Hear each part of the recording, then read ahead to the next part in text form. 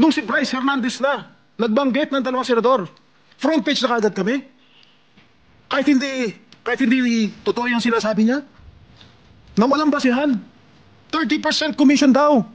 Ang putang ina. I'm sorry. Strike out from the record. Mr. President, last Tuesday, when he appeared before the TRICOM at the House Committee, at the House of Representatives, the opening statement, if my memory serves me right, of Mr. Bryce Hernandez was that, pwede ba dito na lang ako makulong? Ayoko pong bumalik sa Senado dahil merong mga senador na involved dito sa flood control. Nagdesisyon po tayo here, plenary, that we commit him at the Pasay City Jail. And everybody approved of it. Bago, when I made my motion, sinigundahan ni Majority Leader Senator Vic Subiri, and no one objected. Mr. President, noong Tuesday, sabi ni Bryce Hernandez ayaw niya dito. Kayo na po ang Senate President noon. Bakit ngayon sasabihin itong abogado niya? There is renewed faith.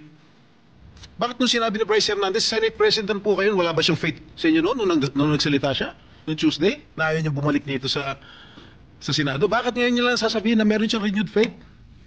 Bakit lagi natin sinusunod kung ano gustong kapritsyo ni Bryce Hernandez? Gusto niya malipat sa ano? Ayaw niya rito. Nilipat niya sa custodial. Nilipat natin sa Pasay. Gusto niya naman ngayon malipat dito. Ano ba talaga?